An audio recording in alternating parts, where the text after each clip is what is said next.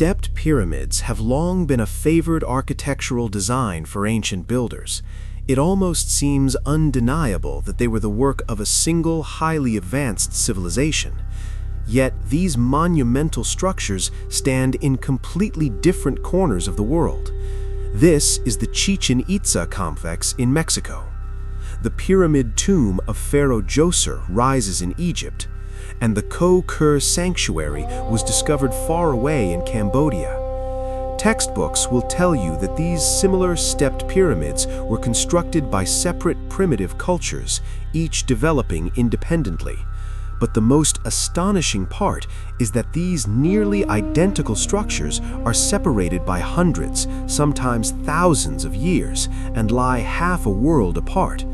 And if we dare entertain the idea that they were built by the same ancient, highly developed civilization, one capable of crossing oceans with ease, then their level of advancement would be comparable to that of the 20th century. Researchers keep uncovering strange structures they cannot fully explain or simply avoid trying to. In the U.S. state of Ohio lies a peculiar man-made mound known as the Great Serpent Mound. It stretches 440 meters in length, and experts still argue over its true age. The most widely accepted theory claims it was created around the year 1000 AD by the Fort Ancient culture, mostly because no other known culture fits the timeline. However, not everyone is convinced. British journalist Graham Hancock questioned these conclusions and set out to conduct his own alternative investigation. Not far from the Serpent Mound, he uncovered an entire burial complex belonging to the Adena culture, one that predates the Fort Ancient people by nearly 1,500 years.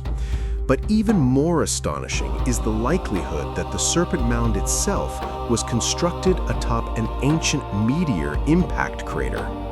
Soil samples revealed that the collision occurred no earlier than 125,000 years ago, leaving behind a powerful magnetic anomaly. Compasses in the area behave erratically, spinning wildly. Modern surveyors managed to determine the mound's cardinal alignment only a century ago, while ancient builders had accomplished the same thousands of years earlier without any specialized instruments. And their achievements went even further. The serpent's head is precisely aligned with the setting sun during the summer solstice, and the curves of the mound function as an astronomical calendar. If we accept the mainstream explanation, all of this was created by people supposedly capable of little more than constructing huts and sharpening hunting spears. But what if those so-called primitive tribes merely occupied a much older structure, one built by someone else long before them? This becomes even more compelling when we look across the world and find evidence of another unknown ancient civilization with remarkable architectural skills. Initially, scholars paid little attention to the partially ruined temple complex of Göbekli Tepe in Turkey. Early examinations even suggested it was constructed a mere 2,000 years ago. Göbekli Tepe might have remained a curiosity for scholars alone if, during its final excavations, researchers hadn't uncovered at least 16 additional underground chambers, far older than the visible ruins. This discovery suggests that the entire complex may span nearly 20 square kilometers, and that accounts only for what we've managed to uncover so far. To put that into perspective, that's almost half the size of Manhattan. Analysis revealed that the oldest chambers date back to the 10th millennium BC, long before any known modern civilization arose. Archaeologists believe that at this period, the world was still dominated by hunter-gatherer societies. So what could have driven them to suddenly unite and construct the monumental site of Göbekli Tepe? Science has yet to offer a clear explanation. Our ancestors didn't receive some mass announcement proclaiming the dawn of a new age. Moreover, Professor Giulio Magli of the Polytechnic University of Milan discovered that Göbekli Tepe was not a temple at all, but a fully functioning observatory. The The central monoliths are aligned precisely with the azimuth of Sirius at the time of the summer solstice. These ancient, unknown builders possessed sophisticated knowledge not only of architecture, but of astronomy as well. And if they understood the stars, what was stopping them from traveling across the world? Supporting the theory of an advanced ancient civilization capable of global exploration are several mysterious maps. For example, a map created in 1513 appears to include Antarctica, yet that continent was not officially discovered by modern explorers until 300 years later. This ancient chart holds even more perplexing details. The coastline of Antarctica, today buried beneath kilometers of ice, is depicted with remarkable accuracy, as though someone knew what the continent looked like in a distant past. Modern science only managed to acquire such information in the 1960s. So who could have charted these lands centuries or even millennia before us? Perhaps the same builders responsible for the massive pyramid-like structure spotted in Antarctica. This is a fragment of a satellite image of the Ellsworth Mountains captured in 2016. Could these be the remnants of an ancient Antarctic metropolis built by an advanced civilization? The map's creator, sailor Pierre Mace, claimed that he copied his chart from a much older document stored in the now-destroyed Library of Alexandria, a location not far from the Great Pyramids of Giza.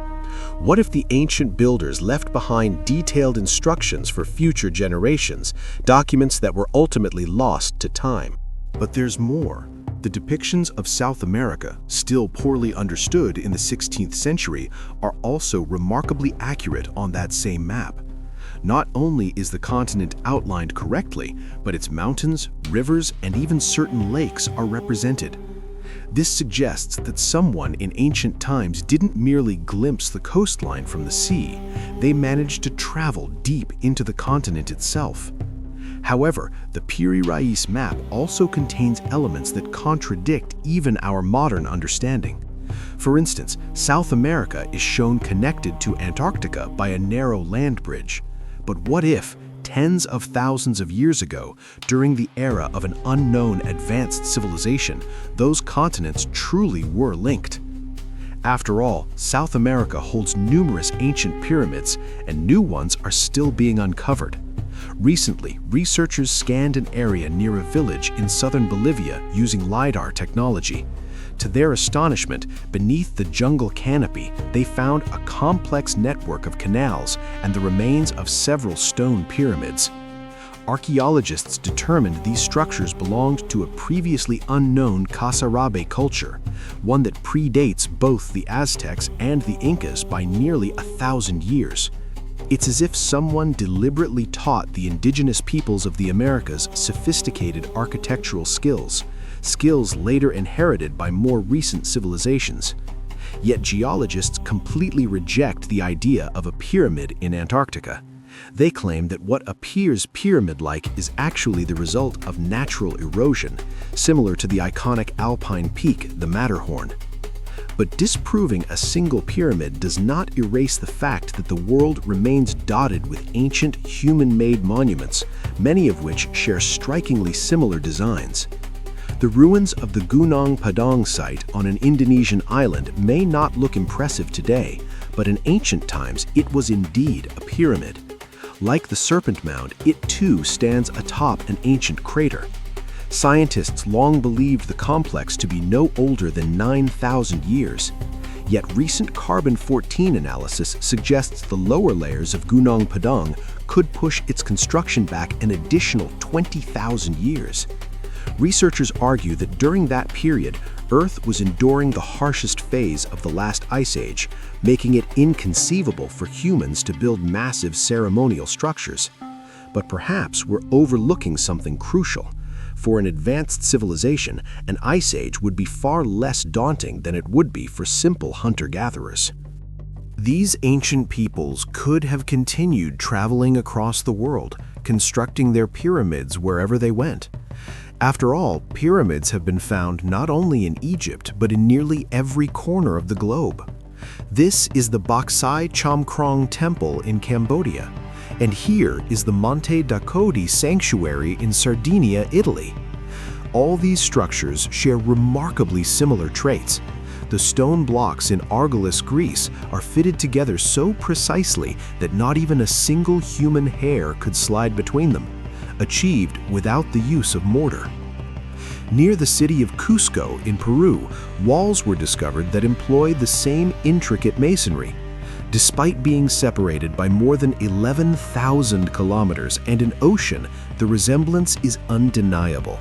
And the pattern continues on pyramidal monuments in Egypt, Japan, and even Easter Island. The similarities extend beyond architecture. The sculptures and carvings found on these sites echo each other as well.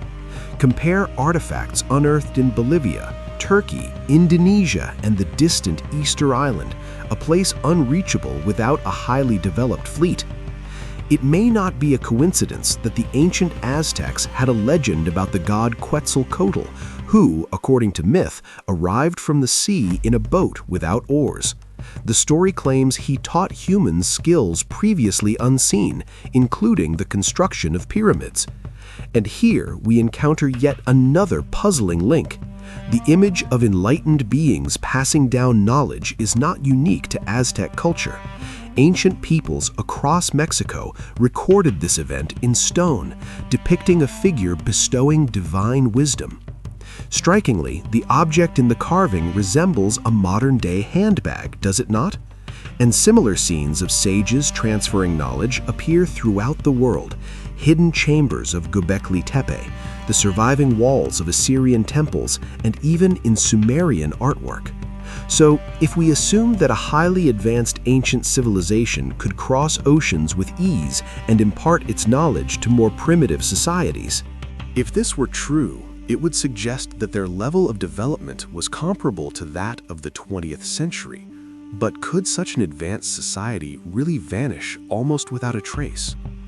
In a recent article published in Scientific Reports, American researchers unveiled the results of years of excavations near the town of Tal el-Hammam in Jordan. They discovered a 1.5-meter layer of soil composed entirely of burnt organic material and pulverized bones, evidence of an ancient cosmic disaster. Around 1650 BC, the settlement was instantly obliterated by the explosion of a meteor previously unknown to us. Scientists searched for historical references to such an event, but all they found were biblical accounts of Sodom, annihilated by fire raining down from the sky. This suggests that sometimes myths may be rooted in real events rather than imagination. And while this cataclysm alone wouldn't have been enough to erase an entire civilization from existence, there is another ancient legend that might hold even more weight: the story of a global flood. The tale of a world-spanning deluge appears not only in the Bible, but also in the oral traditions of indigenous peoples of the Americas and even among Australian Aboriginal cultures. The ancient Finns associated this flood with the end of the world. If the flood was truly global in scale, even an advanced civilization might have struggled to survive. Some research points to the possibility that Earth experienced a catastrophic period roughly 13,000 to 15,000 years ago, when storms and disasters seemed to rage everywhere at once. But what could have caused such devastation?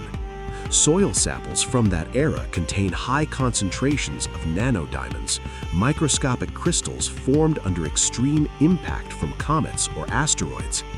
Yet, if a cosmic impact was responsible, where is the crater? Richard Firestone, an analytical chemist from Lawrence Berkeley National Laboratory in California, discovered that the highest concentrations of nanodiamonds are found in soil samples from North America. At that time, the entire region of what is now Canada lay beneath a massive sheet of ice. If a comet struck this frozen landscape, the rapid melting of such an enormous volume of ice could have generated a devastating surge, potentially triggering a global flood. Yet even such a catastrophe might not have wiped out an entire civilization instantly. A small number of survivors could have dispersed across the world, attempting to rebuild their former greatness while gradually passing fragments of their knowledge to more primitive societies. Remarkably, based on dating, those who survived this secret apocalypse may have been the very people who constructed Göbekli Tepe.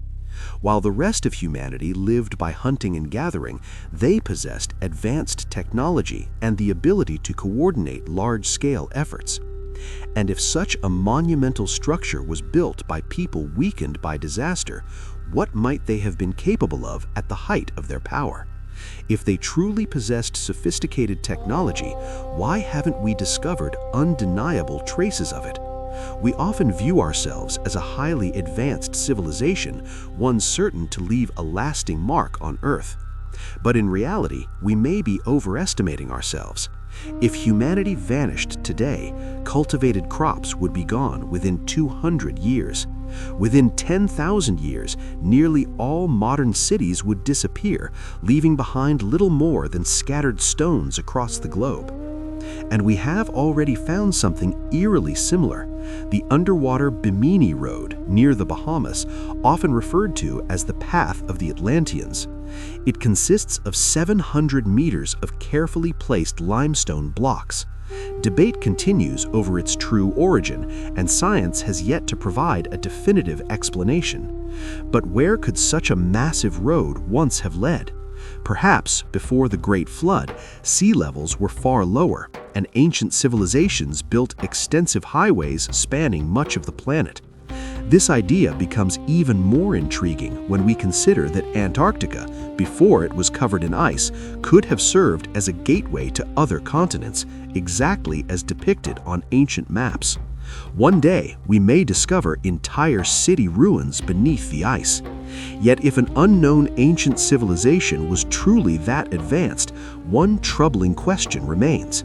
If our own civilization were to disappear, glass and plastic from our buildings and vehicles would persist for nearly 15 million years.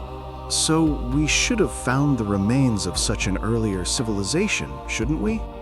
All of our plastic originates from petroleum, but an ancient society may have never discovered oil at all, or perhaps they deemed it useless. It's also possible they foresaw the devastating environmental consequences of synthetic materials and simply refused to produce them. In other words, their civilization may have been entirely organic and therefore left almost no trace behind. And ultimately, technological advancement doesn't solely define progress, the structure of a society does. Even without plastic, ancient thinkers could have created alternative systems to organize and sustain a complex civilization. Contrary to our assumptions, ancient societies did not necessarily have to be primitive.